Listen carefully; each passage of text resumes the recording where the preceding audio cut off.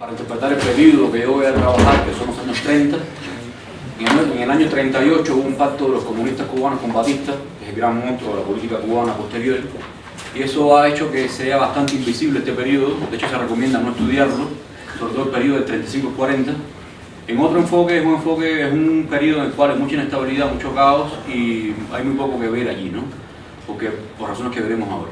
Luego hay una colofón de esta etapa, que es la Constitución de 1940, una de las grandes constituciones de la mediados del siglo XX en América Latina, y que usualmente se ha visto como un texto que fue texto vacío, un papel mojado, porque se incumplió mucho de los artículos que ella comprendía. Mi enfoque es un enfoque que analiza el momento previo a la Constitución, un enfoque también que se ha hecho menos, cómo se llega a la Constitución, pero interpreta desde un enfoque populista, de configuración populista, que también entonces no ha sido demasiado manejado con este enfoque para esta historia. Yo voy a analizar un caso histórico concreto y desde ese caso voy a hacer un diálogo con teorías políticas sobre el populismo. Un caso nunca desmiente una teoría, pero puede plantear alguna alternativa a su análisis, ¿no? Y si se une este caso con Cuba y con otros casos de otros contextos, también puede añadir más información y otras maneras de pensar. El caso que les comentaré es un caso de deudas hipotecarias en Cuba, en los años 30.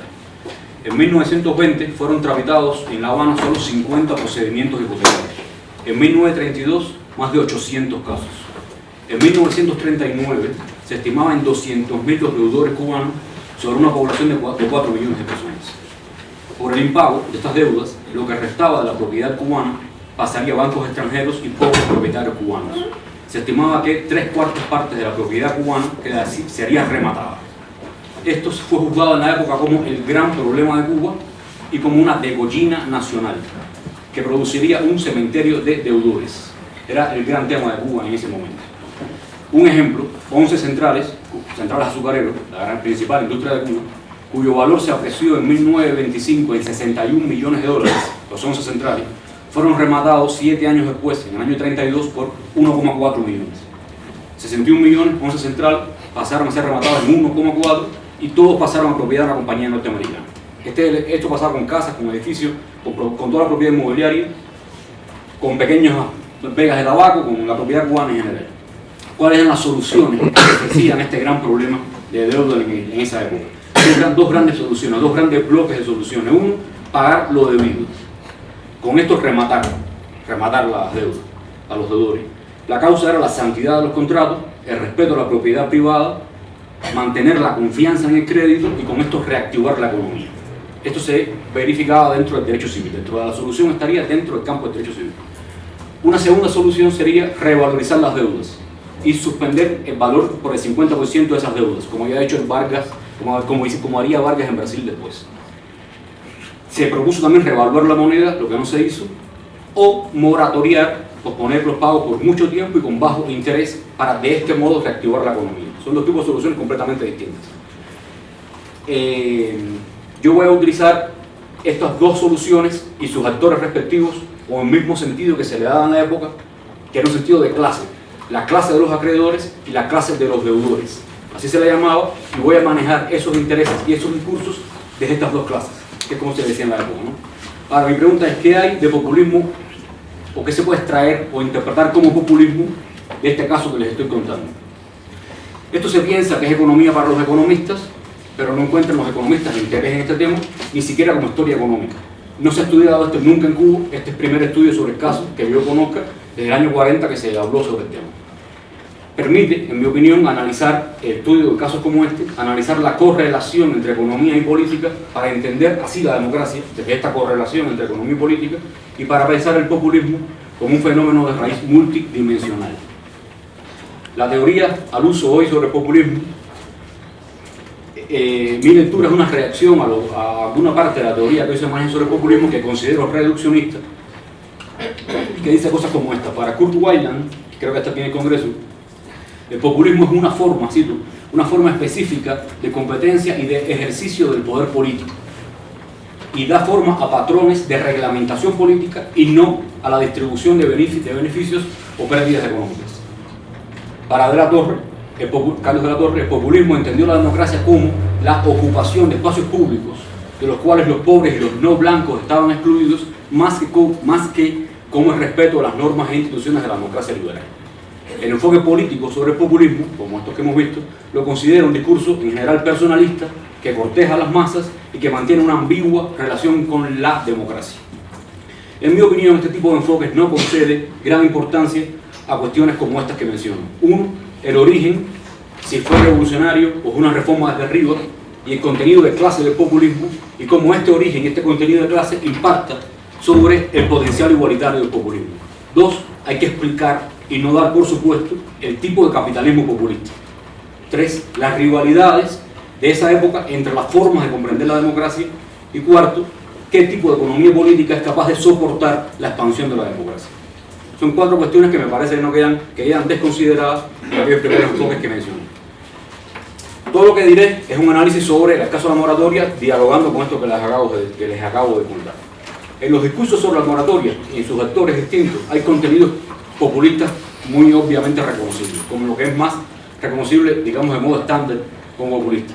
Uno, polarización, un discurso que polariza entre pueblo y oligarquía. La oligarquía aquí son los acreedores y los enemigos extranjeros de la República. Estoy usando las frases de la época. Dos, la refutación, estos son contenidos políticos de ese populismo cubano.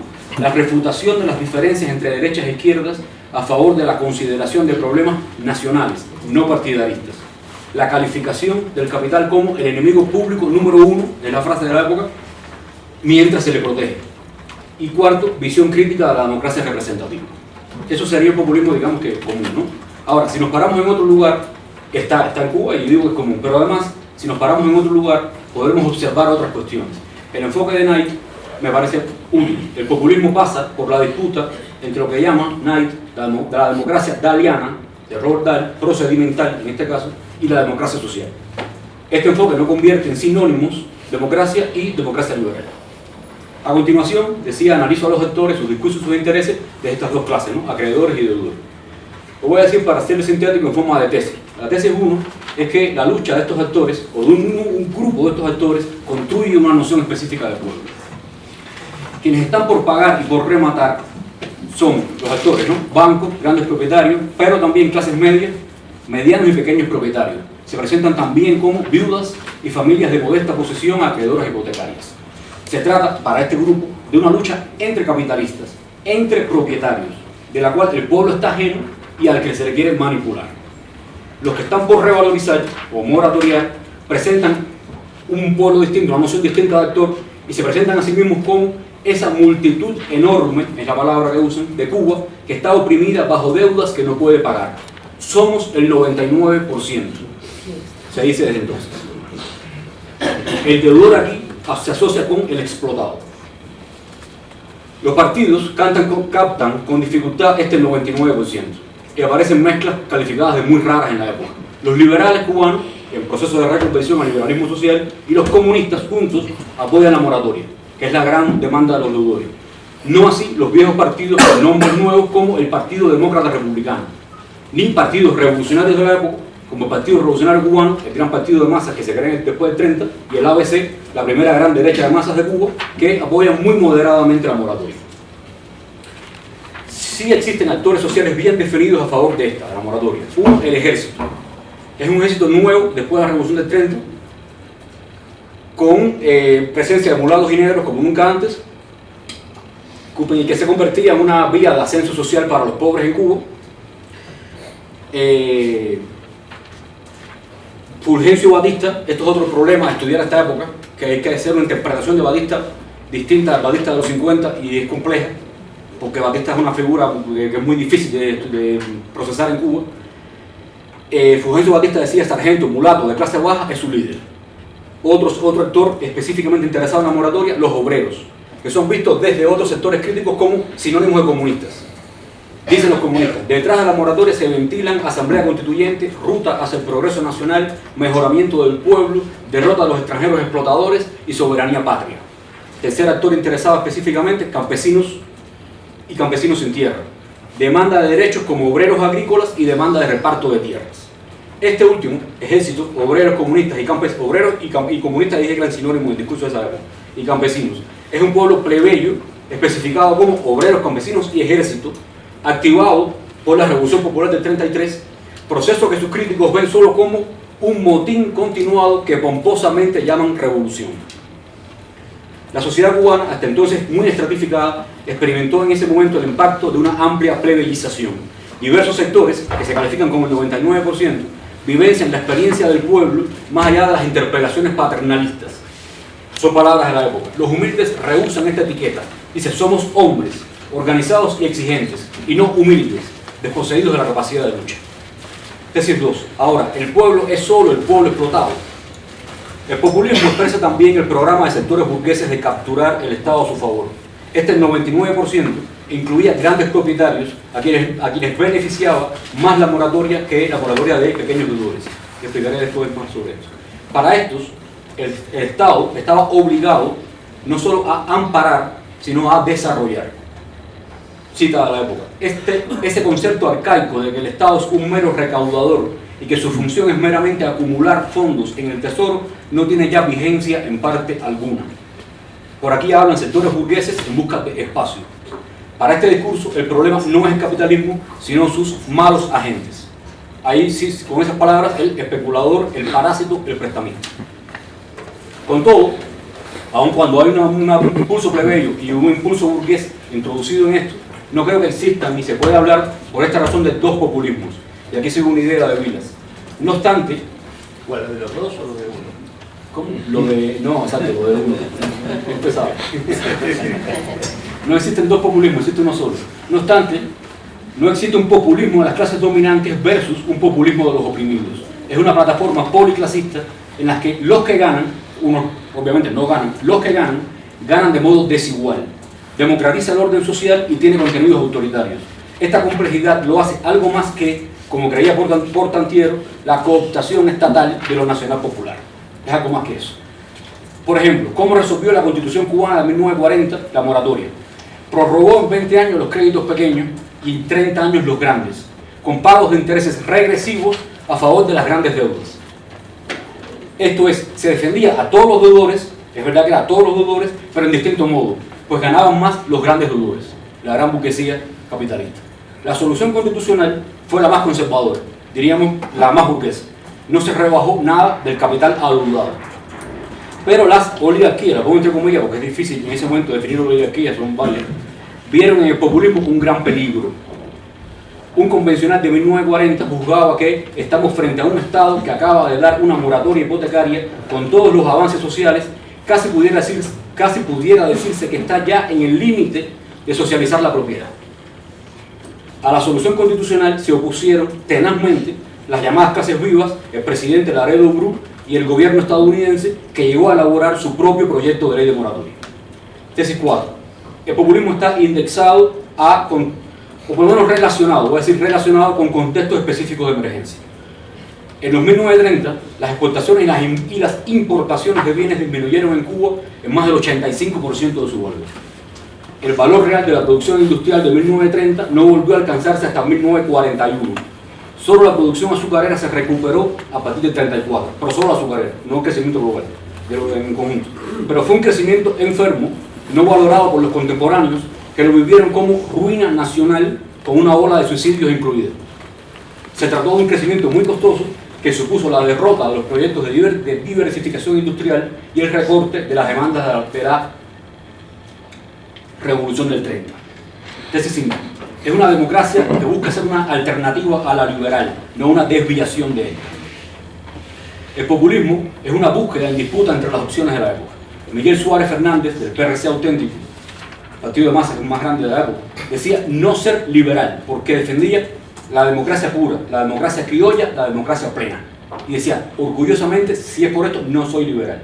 Por otro lado, otra influencia, un gran azucarero le decía a otro azucarero, súmese además la influencia del doctor Octavio Reyes Espíndola, a la sazón encargado de negocios en Cuba, sobre Batista, que es tan extraordinaria que aquí estamos avisorando la posibilidad de mantener una oligarquía militar sostenida por los sindicatos de obreros y campesinos, es decir, un estatus político exactamente igual al que hay en México.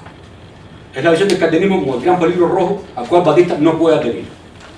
Por otro lado, celebran largamente el New Deal, y esta mezcla de influencias no me parece que sea un caos, el eclecticismo que se la achaca al discurso populista, sino una mezcla inclusiva que construía una nueva y distinta legitimidad.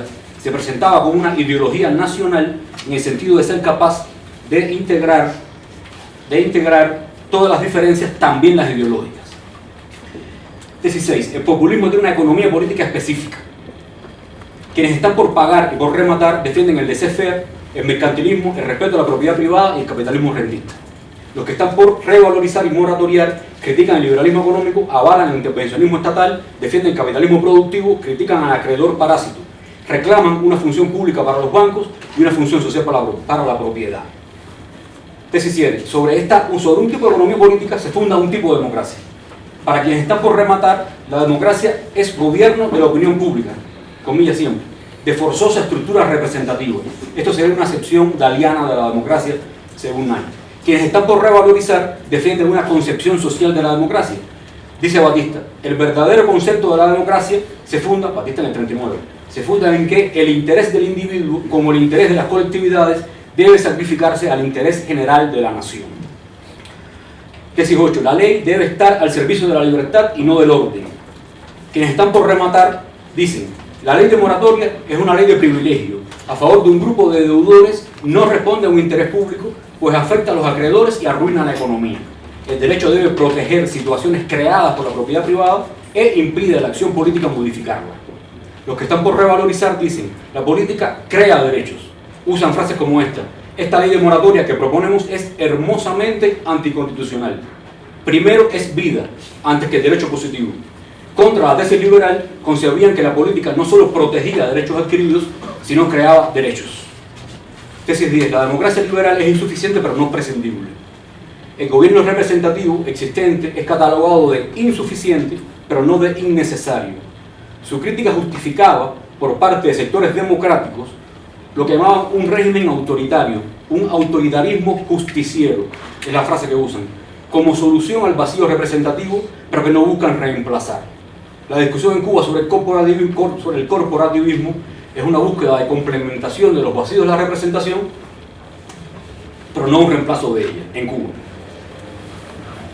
Tesis 11. En ello el populismo amplía la sociedad civil y no solo la coarta.